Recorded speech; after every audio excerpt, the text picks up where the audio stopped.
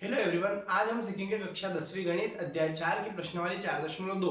यहाँ प्रश्न क्रमांक 1 हमें दिया गया है, गुणनखंड विधि से निम्न द्विघात समीकरणों के मूल ज्ञात कीजिए। प्रश्न क्रमांक 1 का तीसरा हमें यहाँ दिया गया है, करनी 2x² प्लस 7x प्लस 5 करनी 2 बराबर 0।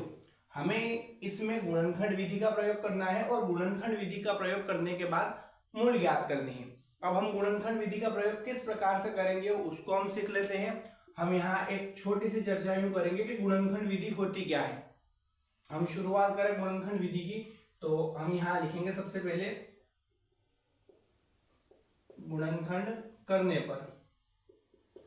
अब गुणनखंड का नियम होता है कि सबसे पहले हमें पहली और आखिरी संख्या का गुणा करना होता है, यानी फर्स्ट और लास्ट का गुणा। हम यहाँ इस चार्ट के हिसाब से इसको सेट कर देंगे और यही फॉर्मेट लगभग जितने सारे गुणनखंड विधि के सवाल है उनमें कॉपी पेस्ट होगा।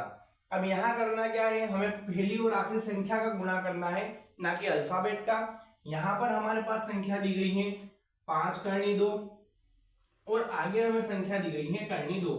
हमें इन दोनों का गुणा करना है। इन दोनों का गुणा करने के बाद सोचेंगे कि अब क्या करना है। तो यहाँ हमें दे रखा है करनी 2 और यहाँ इस 5 और करनी 2 के बीच में भी कुछ नहीं है, यानी यहाँ गुणा है।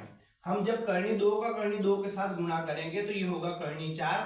जैसा कि हम जानते हैं करनी वाली संख्या का हम गुणा कर सकते हैं और यहाँ गुणित में चल रहा है 5। जब ये 4 करनी से बाहर निकलेगा तब ये हो जाएगा 2 गुणित 5, यानी हमारा आंसर, या हम यूं कह सकते हैं कि पहली और आखिरी संख्या का जब हमने गुणा किया तो उसके उत्तर आए हैं 10। अब हमें इस 10 के बारे में यूं सोचना है कि दो संख्याएं ऐसी जिसका आपस में गुणा करे तो 10 आए और जोड़े अथवा घटाए तो बीच वाली संख्या यानी 7 आए। तो हम सीधे तौर पर कह सकते हैं कि 5 दूनी होता है 10 और हमें हमेशा गुणनखंड में बड़ी संख्या को आगे रखना होता है। तो हम 5 का गुणा 2 के साथ करेंगे तो 10 हो जाएगा और 5 में अगर 2 जोड़ेंगे तो यहाँ 7 हो जाएगा। बाकी जितनी सारी संख्याएं और अल्फाबेट दिए गए हैं वो ऐसे कैसे आ जाएंगे। तो यानी हमने यहाँ लिखा करनी 2x² प्लस भी चलेगा, हमें 7 की जगह लिखना है 5 और 2, तो हमने यहाँ लिखा 5 और 2। जब हम इन दोनों को जोड़ेंगे यानी बीच में प्लस, तब जाके हो जाएगा 7 और 7 में चल रहा है इसके x प्लस 5 करनी 2 बराबर 0।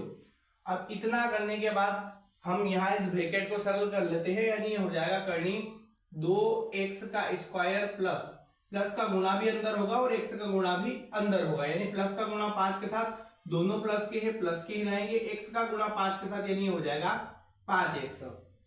फिर हमें 2 का गुणा भी x के साथ करना है, यानी प्लस 2x प्लस 5 करनी 2 बराबर 0।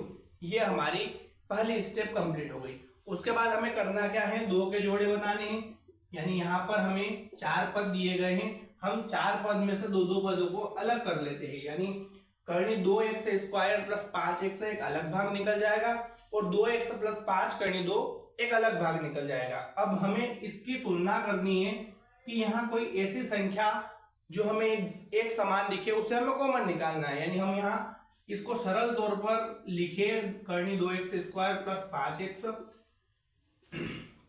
यहाँ हम करनी 2 और इन दोनों के बीच में कोई चिन्ह नहीं, यानी गुणा है, x का स्क्वायर यानी हमने x को 2 बार लिख दिया प्लस 5 गुणित x।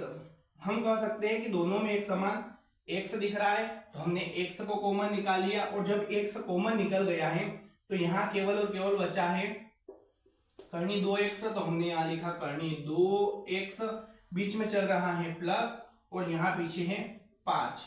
इसको हमें एक बार और कॉपी पेस्ट कर लेना है, यानी हमने यहाँ लिख दिया करनी 2x प्लस 5। अब हमें करना क्या है, इस दूसरे पद की तुलना ऊपर वाले दूसरे पद से करनी है। हम पहले इसके अनुसार इसको संतुष्ट करेंगे और ये संतुष्ट जब हो जाएगा उसके बाद हम अगली स्टेप के बारे में सोचेंगे। हमें करना क्या है, यहाँ पर यहाँ करनी 2x है जबकि हमें यहाँ 2x चाहिए और यहाँ 5 करनी 2 है और यहाँ केवल और केवल 5 है, यानी कहीं ना कहीं यहाँ 5 के साथ अगर करनी 2 होगा तो स्टेप यहाँ पर संतुष्ट हो जाएगी। तो हमने यहाँ लिखा करनी 2 और अगर करनी 2 का करनी 2 को 2 के साथ गुणा करेंगे तो वो करनी 4 होगा और करनी 4 को बाहर निकालेंगे तो वो फिर 2 आ जाएगा, यानी हमने करनी 2 का गुणा इस पूरे ब्रैकेट के साथ कर दिया। जब हमने ऐसा किया तो ये स्टेप ऊपर वाली संतुष्ट हो रही है। यहाँ पर किसी प्रकार का कोई माइनस का चिन्ह नहीं है, हमने सब जगह प्लस लगा दिया। इतना हुआ।